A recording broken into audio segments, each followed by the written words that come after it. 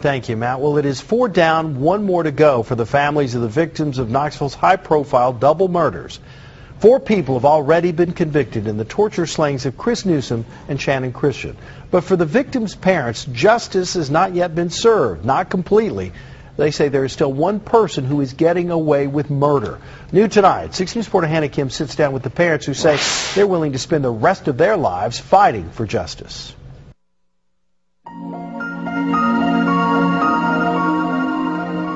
The details of their last moments of life are hard to hear. Channon Christian and Chris Newsom both raped, tortured, and killed.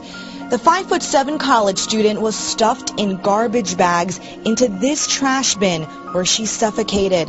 Her boyfriend Chris shot 3 times, then set on fire on these railroad tracks. Both ended up on an autopsy table, unrecognizable. The randomness of the torture slayings evoked fear from the community and disbelief from authorities. A massive investigation eventually put these 4 on trial. Guilty. Vanessa Coleman was sentenced to 53 years. Her boyfriend Latavius Cobbins and friend George Thomas will spend the rest of their lives in prison. As for the ringleader Lamarcus Davidson, Punishment is death. He received the death penalty. Still, the parents have unfinished business. They kept saying that Davidson was the ringleader. Well, he might have been the ringleader, but he wasn't the most evil of them all. Yeah, he might have been the ringleader, and but he did everything Eric Boyd said. Boyd is serving an 18-year prison sentence, convicted in federal court for accessory after the fact, for helping Davidson hide from authorities. But Boyd was never charged with rape or murder. I'll always feel that, Boyd is getting away with murder. The families are convinced Boyd was Davidson's partner in crime, if not the mastermind. In fact, Cobbins told investigators it was Boyd and Davidson who launched the crime spree that started with the couple's carjacking. They jumped out of the car and went into a white SUV. And there was 2 people, there was a man and a woman in the SUV. They jumped in, pointed guns at them, and they shot that man. He's one of them that got in that 4Runner with a gun and put it on Channon. And for that, he needs to face the death penalty. Eric Boyd's the one that first took him away, tied him up, and raped him. Most, if not all, of the defendants insinuated that Boyd was the one to first take Chris Newsom away after the carjacking, returning a short time later without Chris to the Chipman Street home where Channon was held captive. I kind of figured that he would already did something with Boyd. You don't even know if Chris felt a bullet, but he damn sure felt what they did to him. I think that Thomas shot him in the back, and I think Eric Boyd shot him in the head. He never told me that he did any of that. He never told me he was involved in any of that. Attorney Phil LaMonaco was appointed to represent Boyd during the federal trial. LaMonaco says he took a lot of heat for taking the case, but had an obligation to uphold the Constitution. LaMonaco says if there is tangible evidence against Boyd, the state should make a move.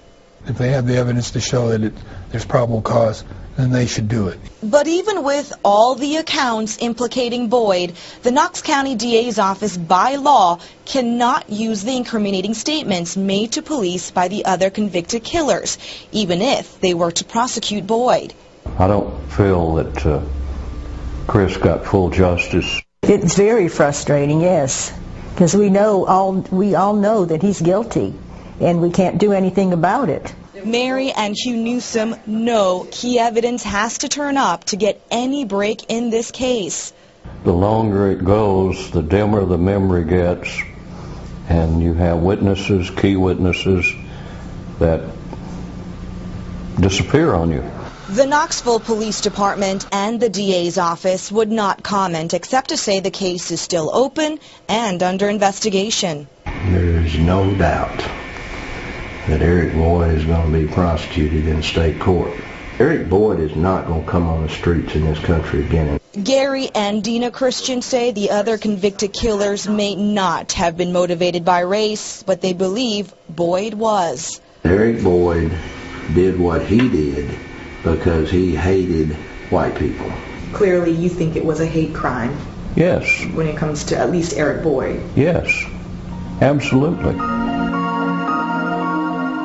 The parents have been to more than 200 court proceedings to seek justice for their children, the children who they now only see in photos and dreams. They will hold on to that memory, but even more so to their undying dedication to get Boyd convicted. Between, I think, all four of us, we would never stop until everybody that was involved was put behind bars.